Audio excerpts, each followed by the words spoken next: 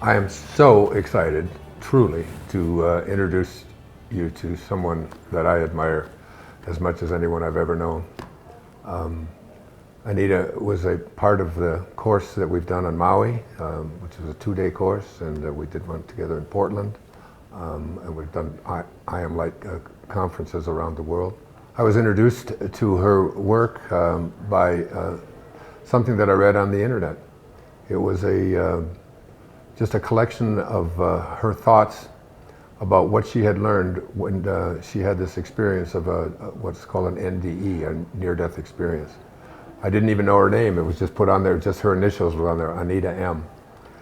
And it's one of those things that I call a calling, that I like a burning desire.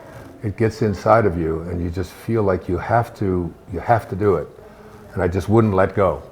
I called the publisher. I told them that we have to find this woman. I want to get her book published. I want to tell her story. I want to write the foreword to it.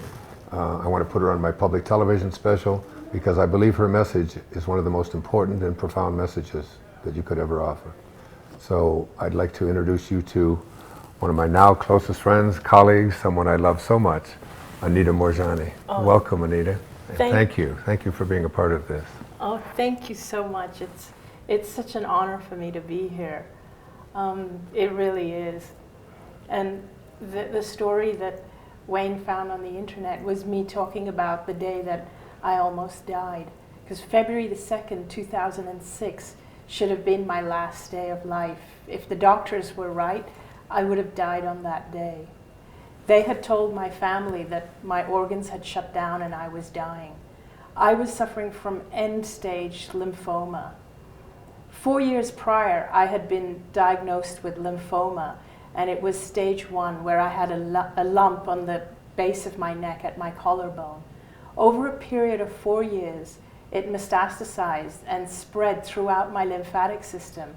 So by that point, I had tumors from the base of my skull all around my neck, under my arms, into my chest, and down to my abdomen. Some of these tumors were the size of lemons. And also my lungs were filled with fluid. My body by that point had stopped absorbing nutrition. So I weighed about 85 pounds by that time. And I had these open skin lesions which were weeping fluid. And because my lungs were filled with fluid, every time I lied down, I would choke on my own fluid. So I was in an incredible amount of pain and discomfort all the time. But on this day, on February the 2nd, 2006, I went into a coma. I didn't wake up, and the doctors told my husband and my family that my organs had now shut down. They told my family that I was in my final hours. I was breathing with the aid of oxygen, and the doctors were constantly removing fluid from my lungs to allow me to breathe, because otherwise I would just choke up. Unbeknownst to everybody around me though, even though my physical body was in a coma and my eyes were closed, I could actually see, hear, and feel everything that was going on around me. I was aware of everything the doctors were doing. I was aware that they were putting needles into my veins. I was aware that they were removing fluid from my lungs, and I could hear the conversations they were having.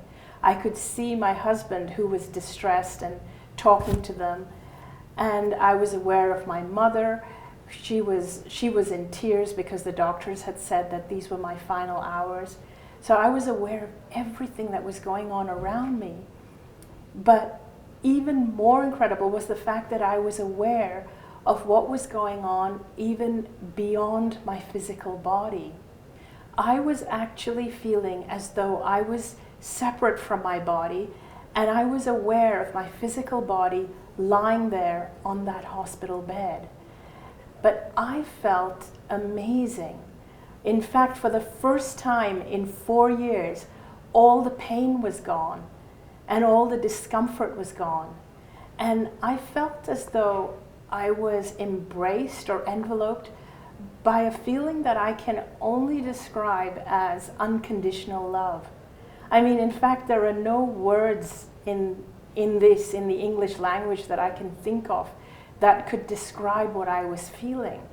I was feeling magnificent, and I just don't recall ever feeling that way before in my life.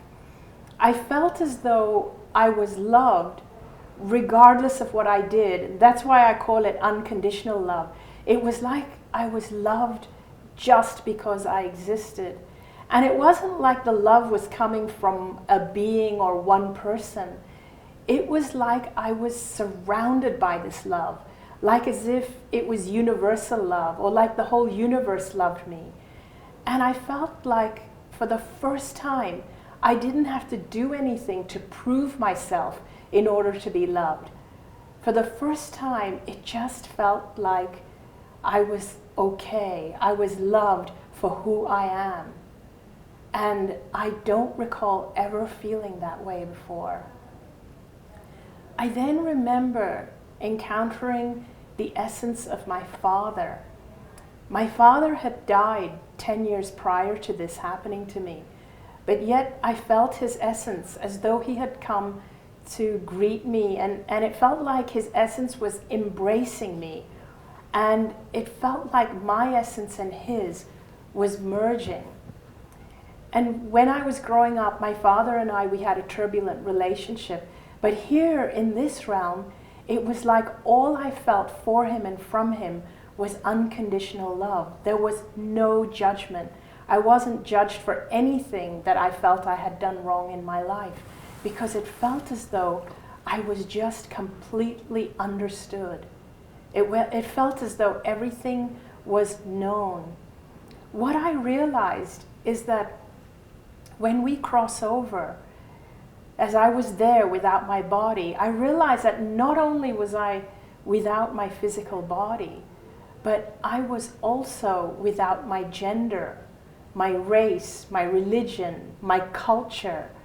I was without my beliefs, my ego, my values. And in fact, even without all those things, I wasn't a reduced element of who I am in physical life. I was actually something far greater, far more powerful, far more magical.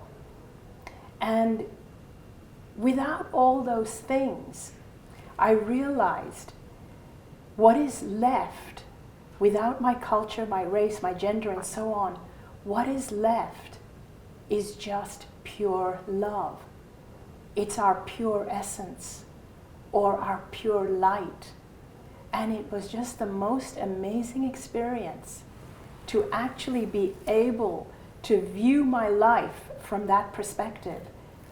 There was so much clarity. It was like I understood why I had been born into this life, why I had the cancer, how it was that I came to be lying in that hospital bed in that moment. There was just so much clarity. It was like everything was known. And even the understanding I felt with my father, it was as though we didn't need to use language. I just knew what he wanted me to know. And so there was no room for miscommunication. There was so much that happened in that other realm while I was there, probably too much for me to get into right now. But what I will say is that with that knowledge of what I knew, my father actually started to encourage me to go back to my body. At first, I really didn't want to come back because it was just so amazing and I felt so magnificent. I realized that in fact, all of us are amazing, magnificent, powerful beings. And I had never known that in my life before. And my father encouraged me to come back. And I could see no reason to come back into a sick and dying body where I was suffering and my family was suffering. But in that clarity, it was as though in the next moment, I realized that now that I knew the truth of who I really was, if I was to go back into my body with this knowledge, my body would heal very, very quickly. And it felt as though in that moment, my father said to me, now that you know the truth, go back and live your life fearlessly. And it was in those moments that I started to come out of the coma. When I started to come out of the coma, everybody around me was surprised, and although for a while I felt as though I had one foot on each side, everyone was really surprised when I started to tell them verbatim the conversations that had taken place around me. They couldn't believe it when I was able to recognize the doctors and the nurses who had only been tending to me while I was in the coma. And I even explained to them what it was they had done, and I told them that you had come in and removed the fluid from my lungs, and everybody was really surprised. And when I said to my husband, "Isn't he the doctor that told you that I won't even make it through the night?"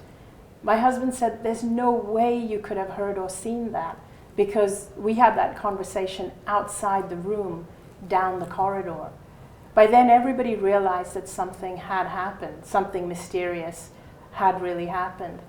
But more incredulous was that within 4 days, my tumors shrunk by 70%. And within 5 weeks, I was released from the hospital, completely cancer-free, to start my life again. Anita, your father said, live your life fearlessly. Do you think most people are just so consumed with fears that they're unable to see their own magnificence and what they can, what they're here for? When you were there, and are you doing that now? I mean, you've been cancer-free now for what, 9 years now. now. Aren't you afraid that it's going to come back? No, I don't even think about it. I'm too busy focused on joy and having fun. I don't even think about the cancer coming back. And yes, I used to live my life out of fear before, and I think most people do, and it's something we do unconsciously without even thinking about it. I didn't realize I was living my life out of fear until I had the experience in the other realm. So fear isn't just, I'm afraid I'm going to fall off this cliff, or I'm afraid of the boogeyman or something. Fear is just sort of almost a way of living, isn't it? It keeps people out of the light, doesn't it? Yes, fear is a way of living. How did you use fear? What kinds of fears did you have? I was afraid of everything. I was afraid of displeasing people. I was afraid of eating the wrong foods. I was obsessive about taking supplements to prevent cancer even before I got cancer. I was afraid of just about everything, even afraid of not making enough money, afraid of not succeeding, afraid of being disliked. It was just about everything. So there's so many little tiny ways. One of the examples I always give to people, I say, why do you drive the speed limit? Do you drive the speed limit because it's the safe thing to do and you're concerned about people around you? Or do you drive the speed limit because you're afraid of getting a ticket, or you're afraid of breaking the rules, or you're afraid that something terrible is going to happen to you? These kinds of ways of thinking are almost keep us, from living that life of magnificence that you've come back to live. Yes, it prevents us from living our lives fully. A lot of people say to me, but fear keeps us safe. And I say, no, love keeps us safe, not fear. Yeah. Fear immobilizes us. But whereas if you love yourself and you love the people around you and you love and value your life, you will do things that only enhance it. But how can you love yourself if things aren't going well, or if you're living in poverty, or if someone close to you is sick or whatever? What is this business about loving ourselves? In fact, loving ourselves means valuing ourselves and being our own best friend. And I think that if we don't love ourselves, we're less likely to attract money and attract good things into our lives. We tend to think that it's our negative thoughts that attract negative things, but it's actually the lack of value and love we have for ourselves. We tend to then push away or feel that we're not deserving or worthy of positive things, including money and health and so on. I realize that the more I love myself, in fact, I tell people, love yourself like your life depends on it, because it does. The more I love myself, the more I attract positive things, including health and good things in life. This everybody wants to know about the other side. Everybody wants to, because it's an inevitability. And yet one of the things I talk a lot about is that who we are is deathless. It can't die. that I guess you must have discovered that for yourself. I mean, was there like an awakening for you that there's no death? There's no death. The real part of us, the essence, always lives. It always will. It always has. And it is something that is so much bigger than, and so much more powerful and so much greater than this physical self that we have. And we think we're so important, and we think that our titles are important and our what we accumulate and so on. But actually, all this essence is looking for is experience and love. That's all. That's all it feeds on. So what does God look like? God is not a being, but a state of being. I'm looking at God right now. Me too. Yeah. So you're basically saying that God is within us? God is within every single one of us. And this is why I say, how can you not love yourself when you discover the God within? How can you not love yourself? Because to not love yourself means to deny the God that is expressing itself from you, from yourself. One of the things that you talked about is while you were in that realm, well, how long were you in the coma? Only 36 hours, but it Only? felt, My goodness. but it felt a lot longer than that, a lot longer. Now, when I'm in my dream state, when every night when I just lay down there and I just leave my body over here and I just, off I go, wandering and creating all of these things, that every time I want to create something, my mom passed away a few years ago, and if I want to see my mom in my dream state, I just have to put my attention on it, and there she is. Is there any similarity to that in what you were experiencing? I remember one of the things you said was your brother was where? He was you were in Hong Kong. I was in Hong Kong. My brother was in India. Right. And I just put my attention on him, and it was like I was there with him. There's no time and space, or I should say time and space is different in that realm. It didn't matter where in time I wanted to go or where in space. Wherever I put my awareness, I would be there. Do you think we have that power now? I do, and I think that sometimes our physical bodies get in the way, but I think we are all connected. Just like I was connected with my father. When I was in that state, I could feel everything my husband Danny was feeling.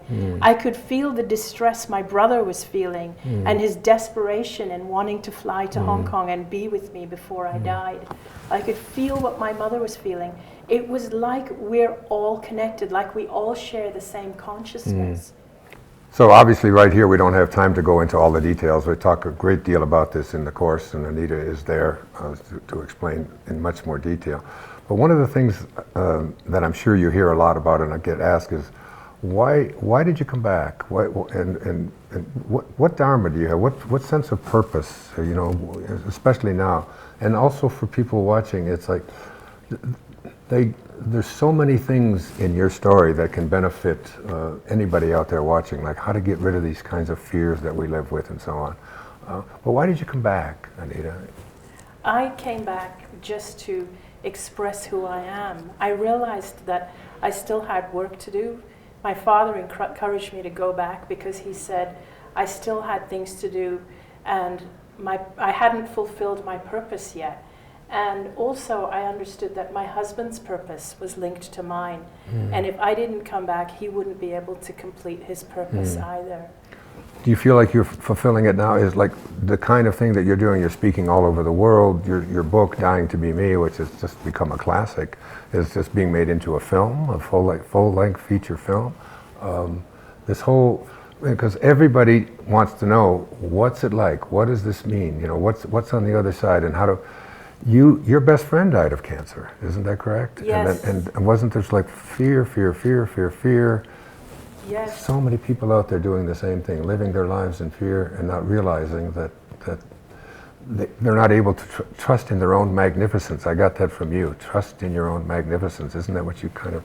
Yes, in fact, we need to know that we are actually more powerful and magnificent than we think we are, and that life is a gift. But I also want people to know that those who do cross over, it's a beautiful thing, and maybe the ones who didn't come back are actually the blessed ones. I came back because my work wasn't finished, but the ones who didn't come back are the ones who are blessed because I didn't want to come back at that time. And if people do pass away from cancer, they haven't lost the battle. Maybe they're the ones that have won. Every decision, every choice we make in life is driven by only one of two forces, either fear or love. Everything we do, we either do because we're scared of the consequences if we don't do it, or we do it because we want to do it out of joy, out of love, love for ourselves, love for other people, love for our life. Right. And so if it's fear, it can't be love. Yes. And when it's love, it can't be fear. It can't be fear. Yeah. And you're now living fearlessly and teaching other people to do the same. Yes. And in this course that we put together, and the workshops that we've done, and the seminars on I Am Light, you're really very impactful. Everybody leaves it saying, I've never ever been so touched by anyone as I have been by Anita. And I can say that for myself as well. I love you so much and just so honor you and blessed to know you, my friend. God bless you. I love you. Wow, thank you. It's the blessing is mine. Thank you.